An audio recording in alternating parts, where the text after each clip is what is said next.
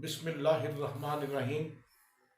अस्सलामुअलैकुम दोस्तों, मैं आपको MB मुल्तानी शॉर्ट हैंड टीचिंग में आपको खुशामदीद कहता हूँ। पिछली दफ़ा मैंने कॉन्सोनेंट के मुतालिक पहला लेक्चर आपकी खिदमत में पेश किया था। उम्मीद है आपने मेरी की गई गुजारिशात पर ज़रूर अमल किया होगा। आज हम दूसरा लेसन यानी लेसन नंबर 1A जो है ना वो आपकी खिदमत में पेश कर रहे हैं। ये देखिए, जिसका नाम है ज्वाइनिंग ऑफ स्ट्रोक्स यानी स्ट्रोक्स का मिलाना। दोस्तों, ABCD अल्फ़ाबेट्स को आप देखें तो ABCD को उस वक्त तक लिखने का कोई फ़ायदा नहीं है जब तक हम उनसे अल्फाज नहीं बनाए, उनसे फ़िक्रे नहीं बनाए, उनसे मजमून नहीं बनाए, तो उनका कोई फ़ायदा नहीं है। तो इसी तरह शॉर्ट हैंड में हमने कॉन्सोनेंट को तो समझ लिया। अब हम उन कॉन्सोनेंट से हम स्ट्रोक बनाएंगे, उससे जुमले बनाएंगे, फ़िक्रे बनाएंगे, आगे जो है ना वो तरक्की की मनाजिल तय करेंगे ताकि हम एक अच्छे शॉर्ट हैंड राइटर जो है ना वो बन जाए। अब दूसरी सीढ़ी के तौर पर ये आपको ये खिदमत में दूसरा लेसन पेश कर रहा हूँ, ज्वाइनिंग ऑफ स्ट्रोक्स। आइए ये देखिए, मैंने आपको पहले बताया था कि हर स्ट्रोक ऑन द लाइन लिखिए, और ये देखिए मैं आप दो अगर स्ट्रोक हैं उनको आप मिलाना चाहते हैं तो हम किस तरह मिलाएं। उनको मिलाने के मुख्तलिफ तरीके हो सकते हैं। आइए पहला तरीका जरा उसकी तरफ हम नजर दौड़ाते हैं। ये देखिए, ये स्ट्रोक है P और ये स्ट्रोक है T। हम इस स्ट्रोक को मिलाना चाहते हैं। इनके मुख्तलिफ तरीके हो सकते हैं। क्या हो सकता है? ये देखिए, ये P और ये T। लेकिन क्या ये तरीका सही है? ये बिल्कुल तरीका सही नहीं है। हमने अपनी डायरेक्शन के मुताबिक P भी सही लिखा, T भी सही लिखा, लेकिन हमने तो कलम को उठा लिया। तो जब कलम को ही उठा लिया तो फिर ज्वाइनिंग कैसी रहे? बिल्कुल गलत। इसलिए हम इस तरीके को रिजेक्ट करते हैं। आइए हम दूसरी तरफ आते हैं। आइए ये P लिखा और ये हमने T लिख दिया। अब इसमें आप गौर कीजिए कि इसमें हमने कलम बिल्कुल नहीं उठाई, लेकिन P जो है वो तो ऊपर से नीचे हमने सही लिखा, लेकिन T जो है वो तो ऊपर से नीचे होता है, हमने इसको नीचे से ऊपर लिख दिया, तो ये भी गलत। आगे सही तरीका क्या है? पिटमैन कहता है कि पहला स्ट्रोक लकीर पर लिखिए और दूसरा स्ट्रोक अपनी डायरेक्शन के मुताबिक जो है वो लिखिए। आइए ये P और उसके बाद T, ये PT होगा। यानी असूल ये है कि पहला स्ट्रोक लकीर पर लिखिए और दूसरा अपनी डायरेक्शन के मुताबिक जैसा भी आता है। इसी तरह P D, हर स्ट्रोक की लंबाई आपस में बराबर होनी चाहिए।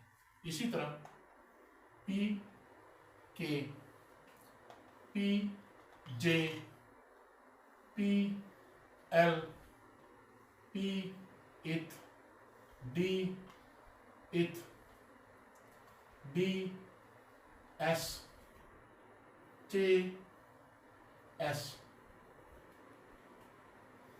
J B वगैरह। आइए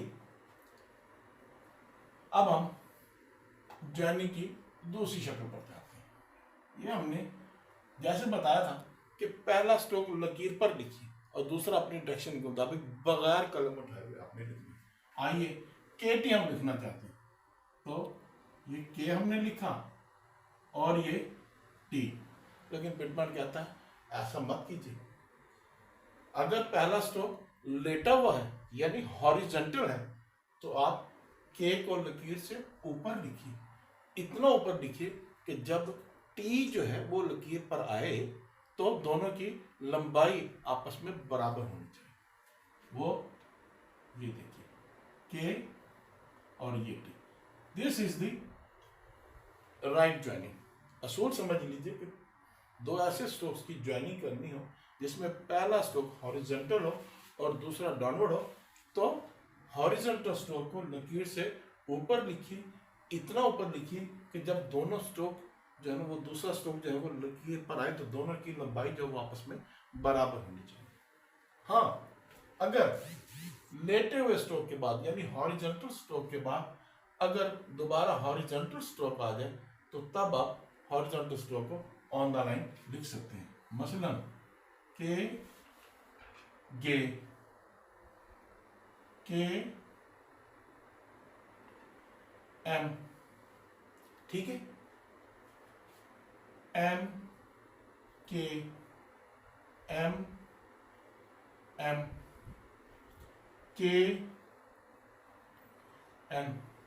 ये देखिए हमने के लिखा तो थोड़ा सा एन जो है ना वो लकीर से नीचे हो जाता है, इससे कोई फर्क जो है ना वो नहीं पड़ता। हाँ, अगर एन के लिखना है तो ये एन और उसके बाद के हम जो है ना ऐसे लिखेंगे। इस सूरत में के जो है वो लकीर से थोड़ा सा ऊपर जो है ना वो चला जाएगा।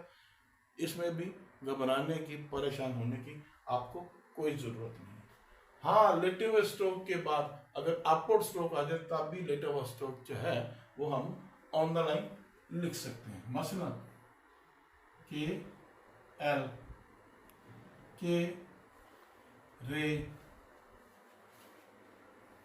के वे एम रे वगैरह वगैरह। हाँ, यहाँ पर जो स्ट्रोक है उनके मतलब मैं आपको ये जरा थोड़ा सा बयान करता चलूं कि ये अगर हम एम अगर लिखते हैं तो ये एम और उसके बाद एन की शक्ल जो है वो इस तरह बनती है।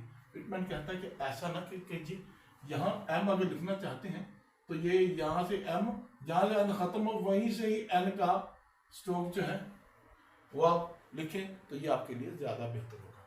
इसी तरह अगर आप एम लिखना चाहते हैं तो एन अगर ऐसे लिखें और एम जो है वो ऐसे हो जाएगा तो ये गलत है। वो कहता है कि एन को ऐसे करते हुए जहां पर एन खत्म हो रहा है वहीं से ही एम को स्टार्ट करके ये एम का स्ट्रोक जो है ये बन जाएगा। इसी तरह दो से ज्यादा स्ट्रोक की ज्वाइनिंग भी हो सकती है। मसलन P D L, P J L, D M L, इथ रे एफ, इथ रे एफ आर, डी रे रे। इसी तरह एम रे और ये रे वगैरह, हे रे और डी वगैरह वगैरह। ये मैंने आपको बता दिया। मैं फिर आपको थोड़ा सा बताया देता हूं कि दो स्ट्रोक्स की ज्वाइनिंग करनी हो तो पहला स्ट्रोक जो है वो लकीर के ऊपर लिखिए, दूसरा स्ट्रोक बगैर कलम उठाए हुए अपनी डायरेक्शन के मुताबिक लिखिए। अगर पहला स्ट्रोक लेटा हुआ है और दूसरा डाउनवर्ड है तो लेटा हुआ स्ट्रोक लकीर से ऊपर लिखिए, इतना ऊपर लिखिए कि जब डाउनवर्ड स्ट्रोक लकीर पर आए तो दोनों की लंबाई आपस में बराबर होनी चाहिए। अगर दोनों स्ट्रोक हॉरिजॉन्टल हो तो आप दोनों स्ट्रोक्स को ऑन द लाइन आप लिख सकते हैं। दूसरा मैंने ये बताया कि ये एम एन जो है वो उसको किस तरह लिखना है, एन एम को आपने किस तरह लिखना है, एन के को आपने किस तरह लिखना है। और फिर ये भी बताया कि दो से ज़्यादा स्ट्रोक, 3 स्ट्रोक, 4 स्ट्रोक, 5 स्ट्रोक उनकी ज्वाइनिंग हो तो उसके ऊपर भी यही असूल जो है ना वो लागू होगा, जैसे मैंने आपकी खिदमत में अर्ज किया है। और आखिरी बात वो मैं आपको ये बताना चाहता हूँ कि हल्का स्ट्रोक बहुत हल्का लिखिए। ऐसा ना हो कि आपने महसूस कीजिए कि आपने पेंसिल नहीं, आपने थोड़ा पकड़ा हो। पेंसिल बहुत हल्की सी होती है, उसको हल्के अंदाज से कीजिए। अगर हल्के अंदाज से पकड़ेंगे, हल्का लिखेंगे तो आपके फ्लो में भी जो है ना वो इजाफा होगा। प्रैक्टिस को अपना शार्प बनाइए और जो गहरा स्ट्रोक है वो इतना गहरा लिखिए कि हल्के और गहरे में तमीज़ हो सके। बहुत ज़्यादा गहरा मत लिखिए, ताकि कागज़ के नीचे जो है वो आप उंगली रखें तो वो छुरियों की तरह जो है ना वो आपको जो है ना वो महसूस ना हो। ये सिंपल सा लेसन आपकी खिदमत में पेश किया था। तो गुजारिश ये है कि इससे रिलेटेड शॉर्ट हैंड में एक्सरसाइज नंबर 3 है और एक्सरसाइज नंबर 4 है, उनकी बिल्कुल उसी अंदाज में ही प्रैक्टिस कीजिए जैसे मैंने आपको पिछले लेसन में 1 और 2 के मतलब बताया। इन गुजारिशात के साथ आपसे इजाज़त चाहता हूँ। वस्सलामु अलैकुम वरहमतुल्लाहि वबरकातुहू।